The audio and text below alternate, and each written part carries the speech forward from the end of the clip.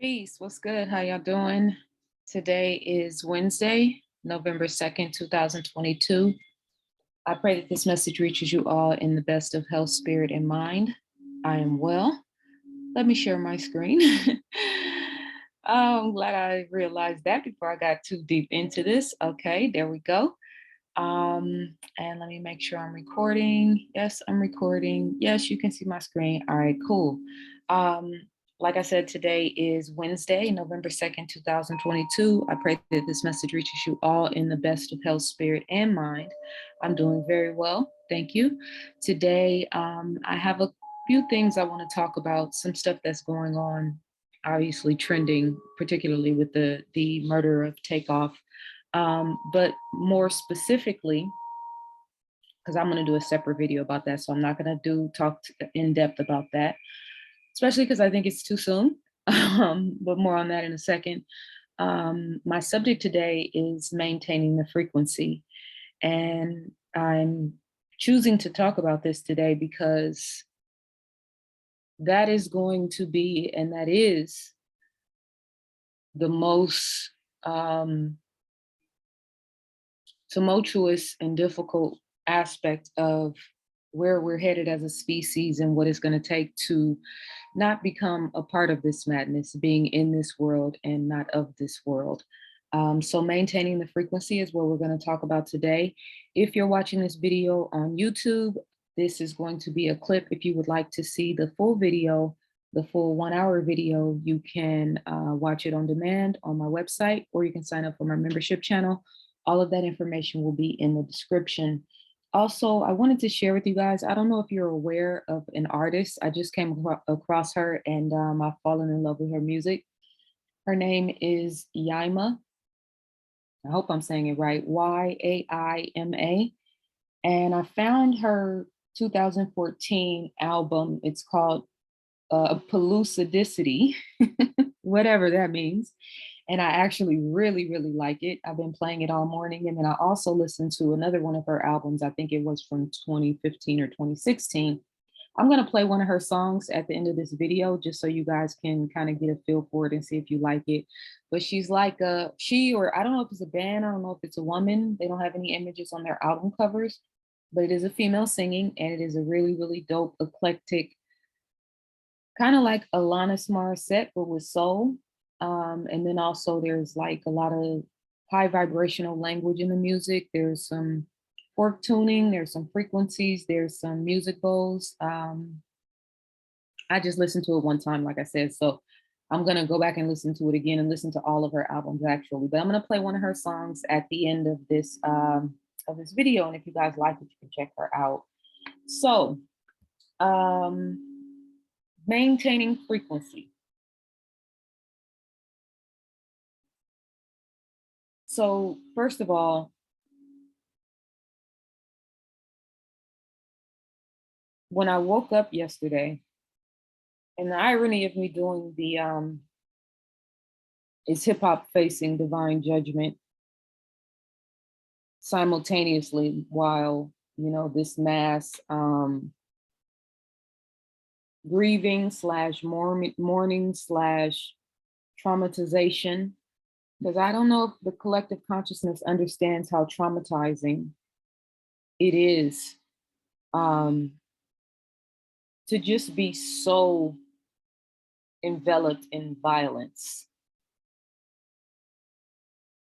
And whereas, these young people have these heroes and these people that they look up to in music, not just young people, but all of us, but in particular young people, because they're so immersed with nonstop content and information and access to these people's lives.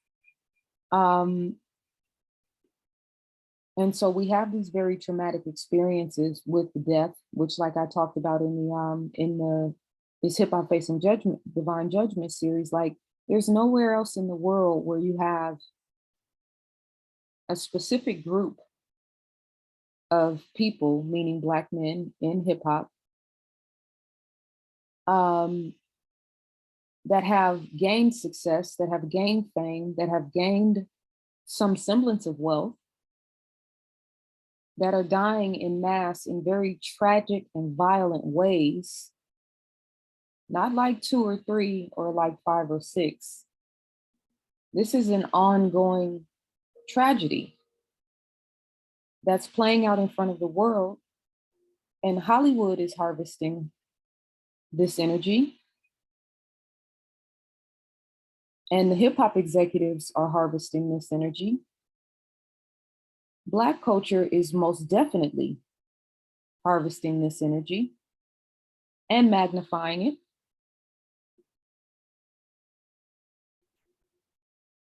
There's all these different elements at play, magnifying the violence and the dangers that are lurking in our communities every day in front of the world. And we as a culture and as a people still haven't even developed the maturation, the emotional maturity to say, wait a minute, hold on, maybe we need to stop and step back for a second. Is it happening now? I don't know.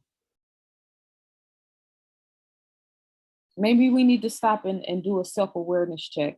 And the thing that is so ironic to me and so interesting to me is that it's a state of emergency in hip hop, right?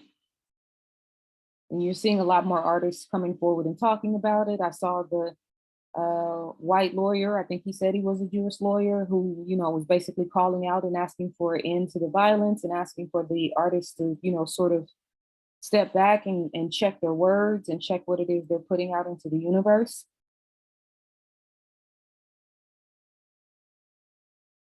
So this ongoing culture of death that's being magnified and exasperated in a lot of different ways.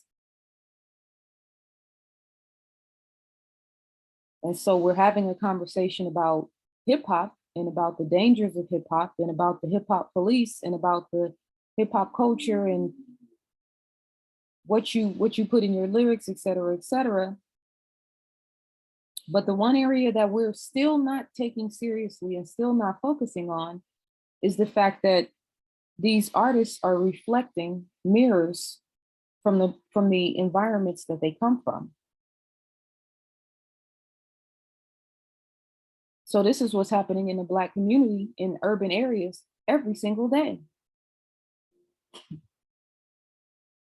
But you only matter when you become famous.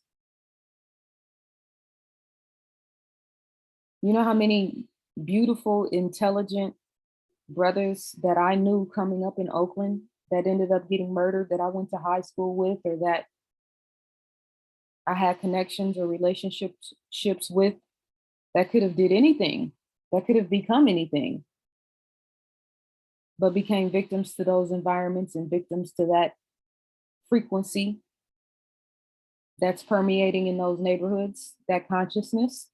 We're still not ready to address that yet. The hip hop aspect is a microcosm of the real macrocosm, which is a death culture that we are embodying.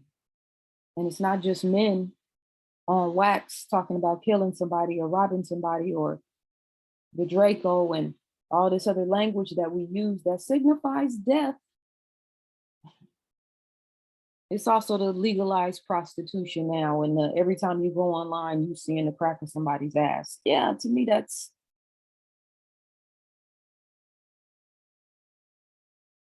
same frequency, maybe a different vibration, vibrating at a different pace. So Lil Duval asked the question, and I have had this thought myself many a times, and even probably have said it in videos. Why would you follow someone after they get murdered? And let me back up, because I haven't even, like, my condolences, obviously, to the family of Takeoff. I'm not gonna really, I'm gonna talk about that, but I'm really gonna talk around it because it's really more so about the culture for me. And it's very disingenuous when I see people. He passed away at 2 something in the morning Houston time. I woke up at 8 Pacific time, came online around 10:30, and people were already giving the geometric breakdowns to symbolize the Illuminati sacrifice and et cetera, et cetera. I don't have any respect for, there's no sanctity in the death process anymore. Everybody's trying to be first. Everybody's trying to say it first. Everybody's trying to be the revealer, not realizing that this is a period at the end of a person's life, especially when it's a traumatizing, violent experience like this. The algorithm is creating consciousness. You're going to keep hearing me repeating that. Because if the algorithm is creating consciousness, then how do you maintain the frequency in a world where the consciousness is created by the algorithm?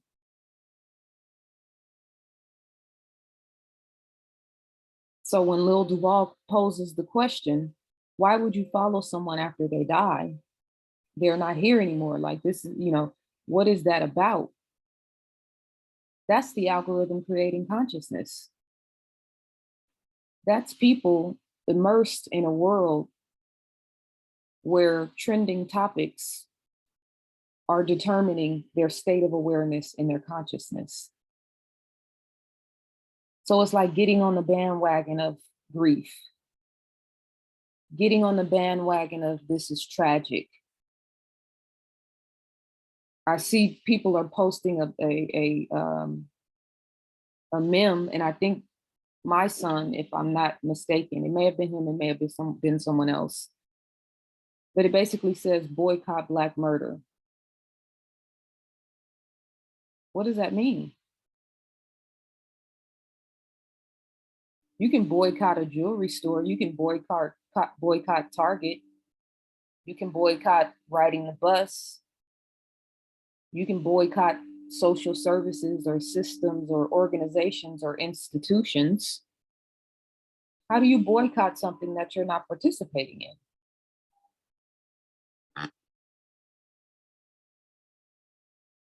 So then the message of boycotting Black murder must be for the murderers, right?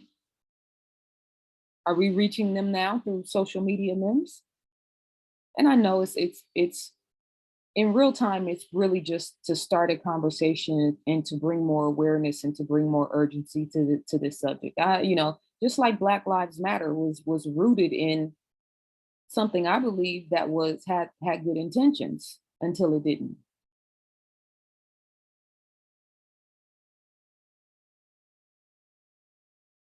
When you're constantly saying Black Lives Matter, Black Lives Matter, Black Lives Matter, that's because you don't really believe that Black lives matter. Because what's understood doesn't need to be explained.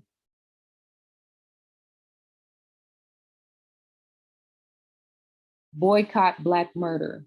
That's a very Black-based, low vibrational statement, with all due respect. And I don't have all the answers. I don't know everything. I don't, you know what I mean? I'm not claiming to know everything. I'm in this just like every single one of us listening to my voices. We're all in this together. Some of us are on the field. Most of us are not. But this is a conversation that I've been having for a long time. So respectfully, I think that my vantage point has value. Boycott Black murder is a very low vibrational Black-based consciousness. We have to do better in terms of our mental and our spiritual and our emotional awareness, especially during this time, because guess what? The algorithm is creating consciousness.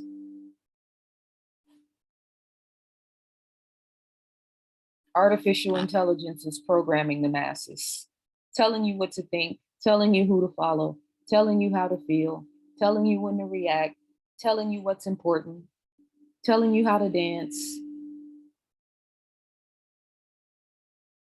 monitoring how you feel, keeping track of what you do.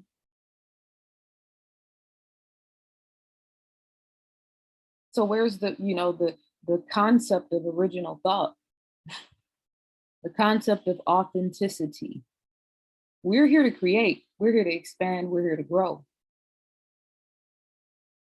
But now human beings are being caught up and locked into the metaverse, a new dimension of consciousness that doesn't add unto you. Now, you can use social media and the internet to, let's say, run a business for financial means. So you know, I'm not saying that there isn't benefit to it, but I'm talking about consciousness, the way people are thinking, the way people are operating in the world, people's expectations of life. Somebody said, or I saw a post that said, Black men should be able to live to grow old, or some. I'm paraphrasing it. I don't remember it verbatim. Black men should be able to grow old. That's a very lack-based consciousness. That's a low vibrational statement. Because what you're really emphasizing is that Black men are dying young.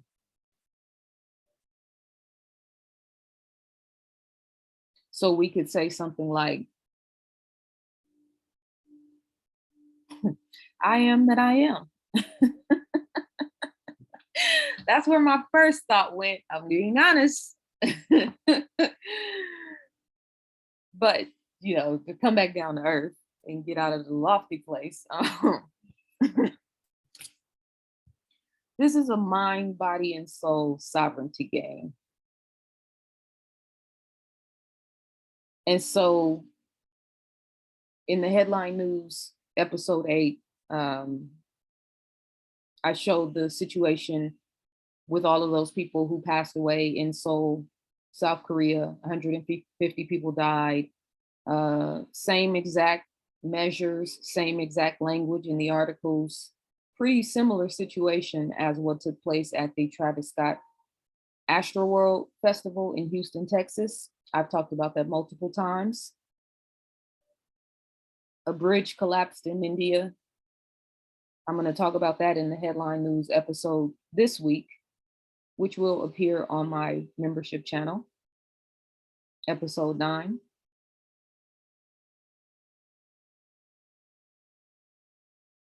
And then we have this situation where we wake up and find out that a rapper, another Black man from a very phenomenal, globally recognized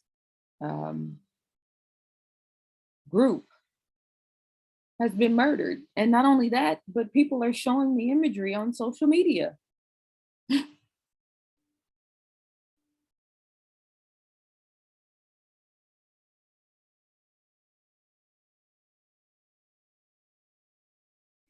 Bob Proctor, I shared this video in my, I might be a little bit all over the place because I took some notes and I put some things together to kind of build around this subject. So just bear with me.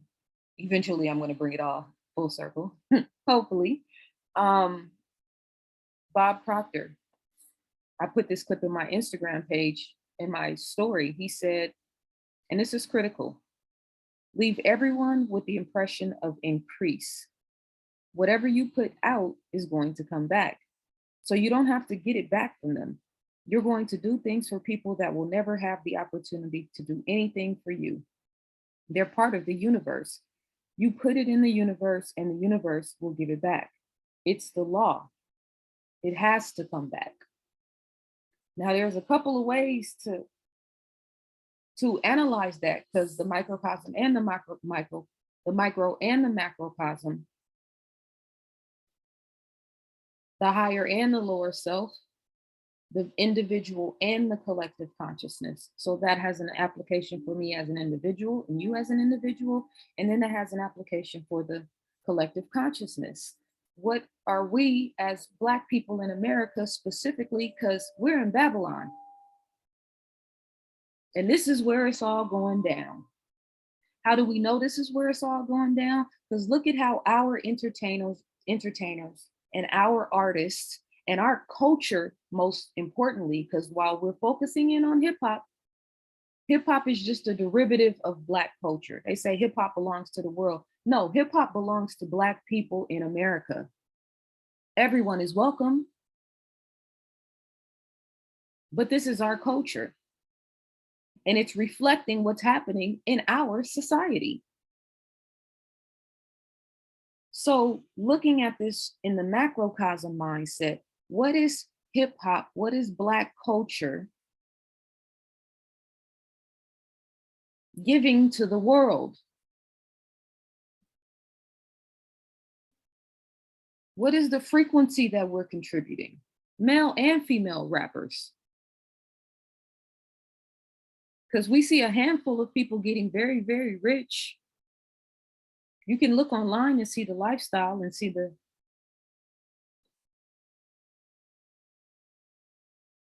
but what is it contributing to the collective consciousness in terms of language? And so now we have all the momentum and all the movement talking about, oh, rappers need to get control of their language. Rappers need to take awareness and responsibility and accountability. But that's the microcosm of the macrocosm, because all of us need to be doing that. We're in a spiritual war. That means Black people in America, Black culture in America is going to have to put on her big girl panties for real, because we're just not ready to have the conversations that need to be had just yet. It's clear. So, this concept and this idea of leaving everyone with the impression of increase, making you better, not making you better, you just being better from being in the vicinity of,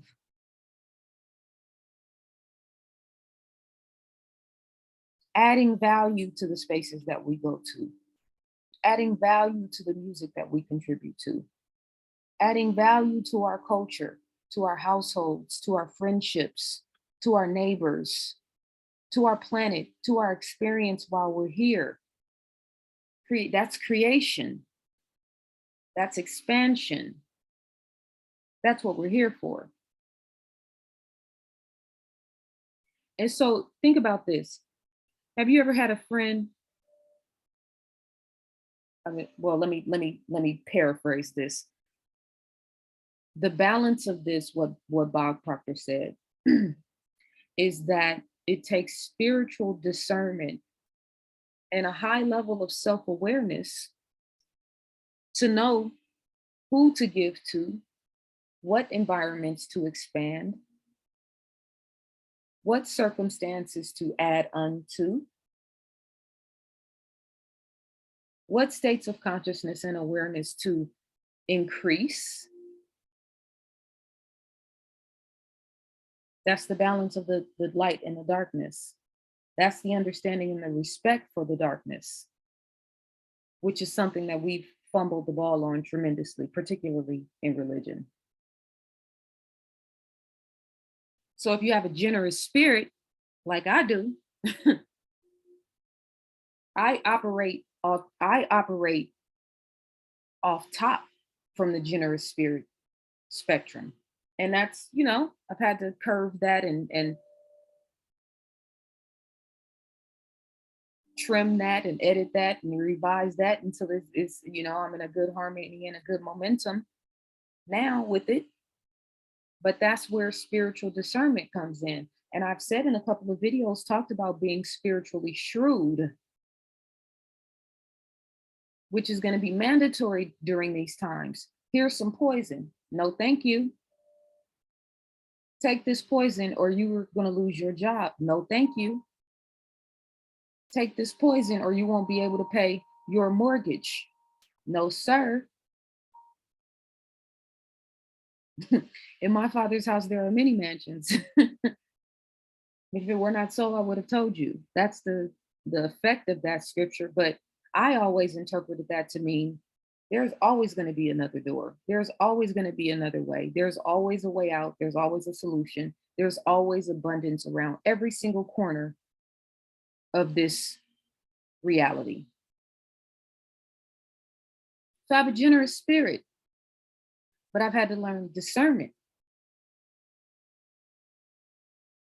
There's levels to it, right?